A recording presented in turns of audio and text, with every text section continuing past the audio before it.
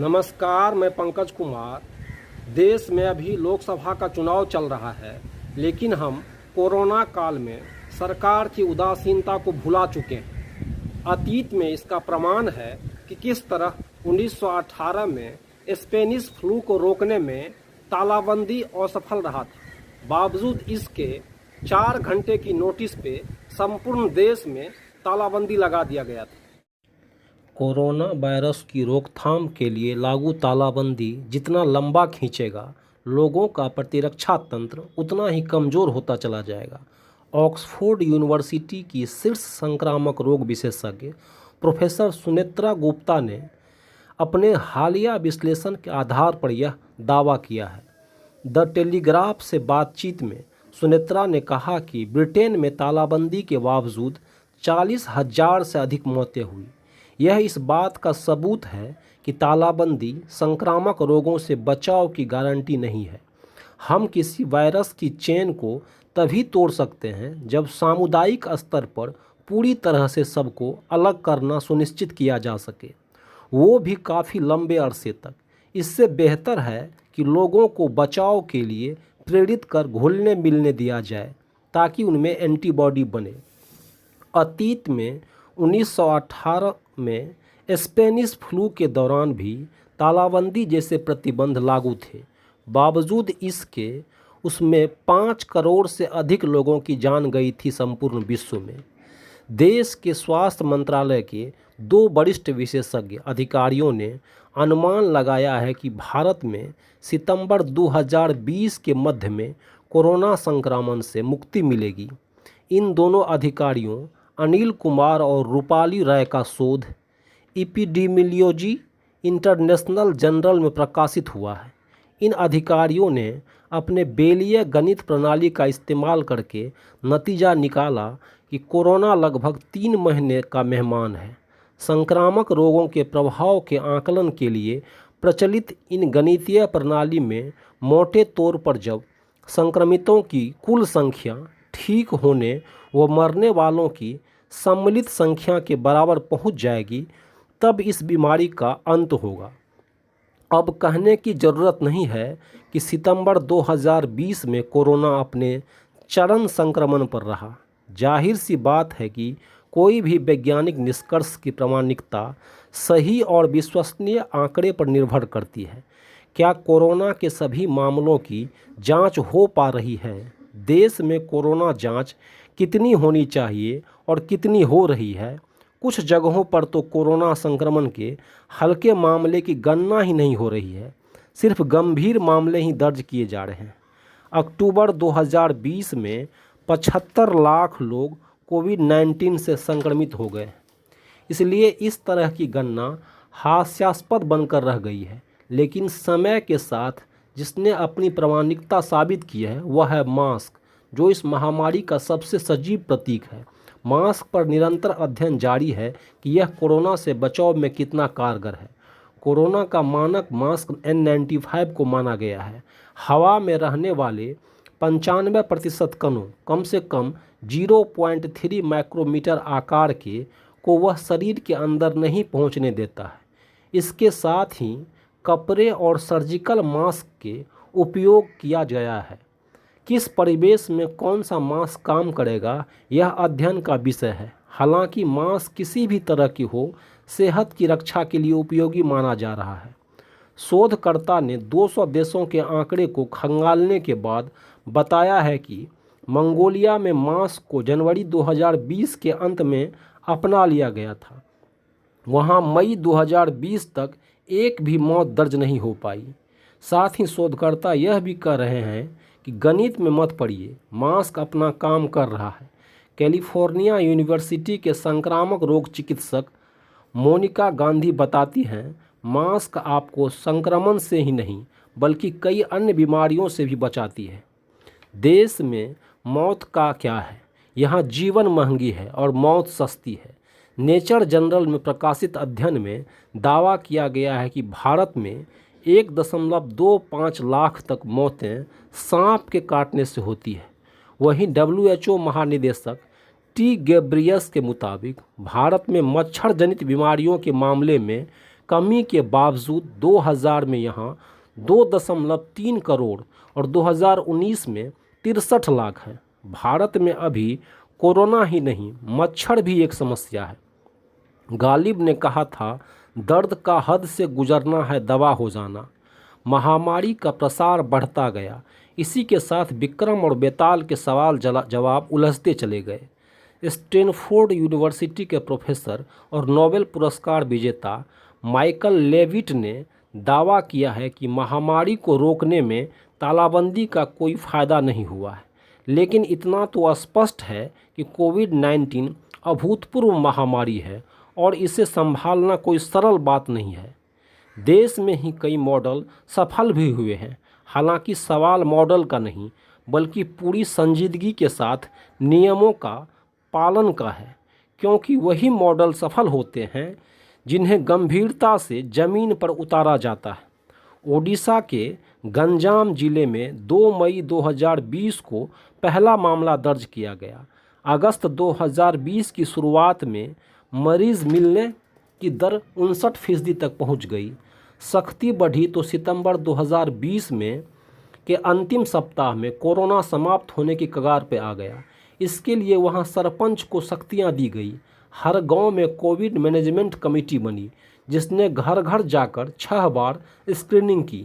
1000 से ज़्यादा स्वयंसेवकों की फौज बनाई गई, जो मनमानी करने वालों पर नज़र रखती थी। धारावी दुनिया का सबसे बड़ी झुग्गी बस्ती है। प्रशासन की सख्ती और लोगों की सतर्कता की वजह से विश्व स्वास्थ्य संगठन ने भी इसकी तारीफ की। डॉक्टरों की टीम घर घर स्क्रीनिंग करने लगी, जिससे बुखार हुआ तुरंत अस्पताल भेजा गया। या फिर केरल का मामला। हालांकि बाद में सावधानी घटने के कारण यहाँ भी स्थिति बिगड़ गई, लेकिन इतना स्पष्ट हो गया है कि यदि हम नियम का एक समान ज़मीनी स्तर पर पालन करें तो परिणाम बेहतर होते हैं। एक अलग प्रसंग में अंबेडकर ने कहा था, संविधान कितना भी अच्छा हो, उसे लागू करने वाले लोग अगर अच्छे नहीं हैं तो वह बुरा ही सिद्ध होगा, मगर संविधान कितना भी बुरा हो, यदि उसे लागू करने वाले अच्छे हैं तो वह यकीनन अच्छा साबित होगा। आगे बाबा साहब ने कहा था कि भारत में सत्ता और समाज की मूल प्रकृति अलोकतांत्रिक है। यह बात तालाबंदी पर भी लागू हुआ। कहीं एक मोटर कार में मास्क न लगाने वाले व्यक्ति को जुर्माना भरना पड़ा और कहीं जुटे लाखों लोगों में से कोई सवाल भी ना करे। कोरोना महामारी की सुनामी के बीच चुनावी रैलियां और रोड शो का खेल जारी रहा। महामारी का प्रोटोकॉल सत्ता के सामने घुटने टेकती रही। तालाबंदी का ज़्यादा जोर कानून व्यवस्था पर रहा और जोखिम कम करने और तैयारी पर ज़्यादा जोर नहीं दिया गया। दंडात्मक उपाय के रूप में इसका प्रयोग करने के गंभीर परिणाम हुए। आम आदमी पुलिस दमन के शिकार हुए। तालाबंदी की अवधि में पुलिस अत्याचार के मामले देश भर में सामने आए। तमिलनाडु में पिता और पुत्र जयराम एवं बेनिक्स की पुलिस हिरासत में हुई जघन्य हत्या से पूरा देश सिहर उठा।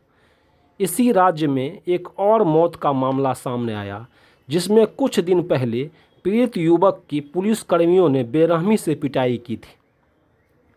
अब एक बार हम फिर से विश्व पटल पर देखते हैं जिन्होंने कोरोना का सफलतापूर्वक मुकाबला किया और इस आपदा में सच्चा नायक बनकर उभरे। उन्होंने न केवल लोगों की जान बचाई, बल्कि अर्थव्यवस्था के रूप में नए संभावना का देश बनकर उभरे। हम फिर से एक बार न्यूजीलैंड की बात करते हैं। न्यूजीलैंड तालाबंदी तो एक ही है, लेकिन यह भारत में बहस का विषय है। तो न्यूजीलैंड में कोरोना से मुक्ति का कारण यह अनुकरणीय भी है। प्रधानमंत्री जेसिंडा ने कहा, हमारे पास कुछ करने का मौका है। आइए वायरस के खिलाफ कुछ ऐसा करें जो कोई देश नहीं कर पाया है। तालाबंदी से पहले ही वह अपने लोगों का विश्वास जीत चुकी थी। न्यूजीलैंड ने यह सफलता एक समान तालाबंदी यानी राजा प्रजा सभी के लिए लागू की। दूसरा, कोरोना मामले की जांच औसतन प्रति 1 लाख व्यक्तियों में से करीब 2200 की कोरोना जांच की गई, जबकि अमेरिका में जांच दर प्रति 1 लाख पर 1420 के करीब है। भारत की बात करें तो प्रति 10 लाख पर करीब 2000 जांच की दर है।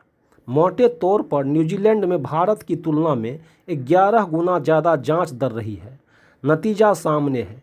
क्या बड़े या बड़ी आबादी वाले देश अपने यहाँ छोटे छोटे न्यूजीलैंड बनाकर कोरोना को मात दे सकते हैं?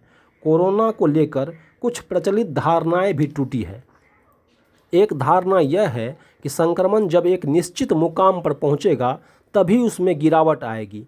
न्यूजीलैंड ने इस भ्रम को भी तोड़ दिया, साथ ही इस बात को भी धाता बता दिया कि किसी लोकतांत्रिक देश में कोरोना से लड़ाई आसान नहीं है। वाम शासित चीन ही नहीं बल्कि लोकतांत्रिक न्यूजीलैंड भी है जो चौतरफा लड़ती दुनिया के लिए एक तब तक प्रेरणास्रोत रहेगा जब तक कोरोना है। जेसिंडा अर्डन दोबारा चुनाव इस मुद्दे पर जीती कि उसकी सरकार ने अपने नागरिकों के सहयोग से महामारी के विनाश से अपने देश को बचाए रखा।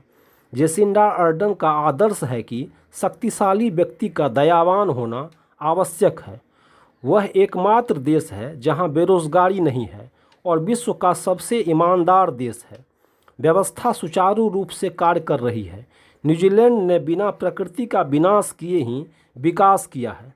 सवाल ये नहीं है कोरोना नियंत्रण का कौन सा तरीका कारगर है, सवाल है सत्ता के संकीर्णता का। मुद्दा संकीर्णता है कि वह कितनी व्यापक कर दी गई है। दूसरा है चांसलर एंजेला मार्केल का जर्मनी, जो कोरोना को रोकने के लिए टेस्ट और कॉन्टैक्ट ट्रेसिंग पर जोर दिया है। उसने मृत्यु दर को किसी भी पश्चिमी औद्योगिक राष्ट्र की तुलना में कम बनाए रखा, जिसे सीमित तालाबंदी ही करना पड़ा, जिससे बेरोजगारी दर 6% तक ही सीमित रही और अंतर्राष्ट्रीय स्तर पर मिली तारीफों के बीच देश नेता की लोकप्रियता 40% से बढ़कर 70% तक पहुंच गई। उन्होंने अपने देश में कंपनी खुला रखा। जर्मनी की ये मजबूतियां बताती है कि महामारी के बाद की दुनिया में वह तेज़ी से बढ़ने वाली अर्थव्यवस्था होगा। उभरती निर्यात शक्ति के रूप में वियतनाम उम्मीद जगाता है, जहां ऐसी सरकार है जिसने वायरस को रास्ते में ही रोक दिया। रूस भी आशा जगाता है क्योंकि राष्ट्रपति पुतिन वर्षों से देश को विदेशी वित्तीय दबाव से बचाने के लिए काम कर रहे हैं। लेकिन जर्मनी के बड़े विजेता बनने की संभावना है। महामारी पर उसकी प्रतिक्रिया से उसकी मजबूती सामने आई है। देश में नौकरियां बचाने के लिए कर्मचारियों को कम घंटे के लिए नौकरी पर रखे रहने के लिए कंपनियों को पैसा दिया गया।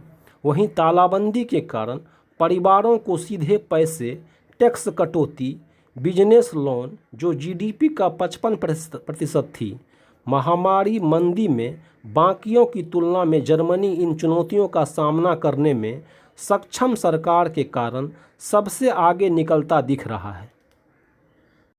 एक तरफ न्यूजीलैंड, जर्मनी और वियतनाम जैसे देश कोरोना को बेहतर तरीके से निपट पाए, उस पर नियंत्रण कर पाए, जबकि उस समय देश की सरकार समय रहते उचित कदम उठाने में असफल रही थी। आप देख रहे हैं पंकज का संवाद, पटना के बाजार समिति से। नमस्कार, मैं पंकज कुमार।